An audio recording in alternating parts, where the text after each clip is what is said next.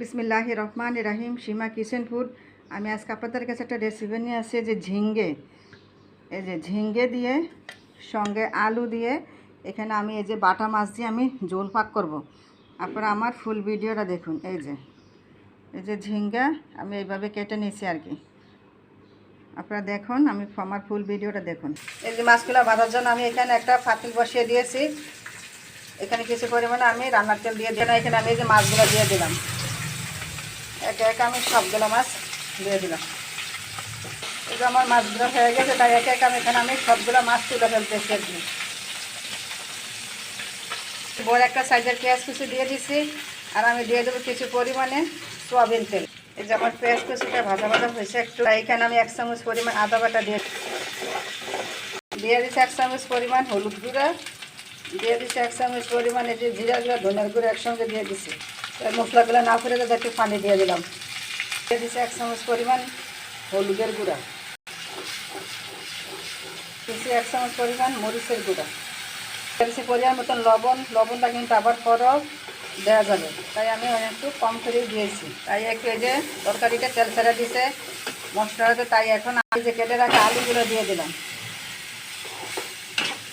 একটু কষানোর পর আমি ঝিঙ্গাটা একটু পরে দিব, কারণ আলুটা একটু সিদ্ধ দিতে সময় লাগে, তাই আমি ঝিঙ্গাটা একটু পরে দেবো আর কি। এটা আমার আলুটা কষানো হয়ে গেছে, তাই এখনও আমি এই যে এখানে এই যে ঝিঙ্গাগুলো দিয়ে দেবো। ঝিঙ্গাগুলো দিয়ে আমি এখানে তরকারিটা প্রায় 10 মিনিটের মতন কষিয়েছি। এই যে কষিয়েছি এবং কষানোর পর এখন তেল ছেড়ে দিচ্ছে, তাই এখন আমি এখানে কিছু পানি অ্যাড করে দিব। আমি এখানে কিছু এই যে গরম পানি দিয়ে দিলাম।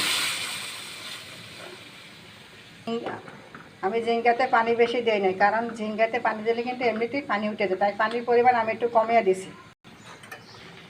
দেখেন তরকারিটা আমার হয়ে গেছে, তাই এখানে আমি একটু আবার টমেটোও দিতে পারি। আপনারা টমেটোগুলো দিতেও পারেন, নাও দিতে পারেন। আমি একটু টমেটো দিয়ে দিলাম। এই যে আমার মাছগুলো তরকারিটা হয়ে গেছে, তাই এখানে আমি মাছগুলো আমি একে একে সবগুলো মাছ অ্যাড করে দিলাম।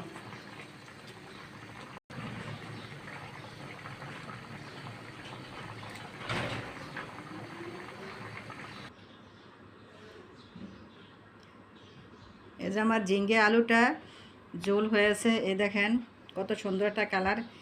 ঝিঙ্গে আলু টমেটো আর যে বাটা মাছ, দেখেন আপনারা কত সুন্দর। আমার ভিডিওটা যদি ভালো লাগে থাকে আমার চ্যানেলটাকে লাইক কমেন্ট করে জানাবেন। আপনারা আমার মতন এভাবে রান্না করে আমাকে কমেন্ট করে জানাবেন। পরবর্তী ভিডিও দেখার জন্য আল্লাহ হাফেজ।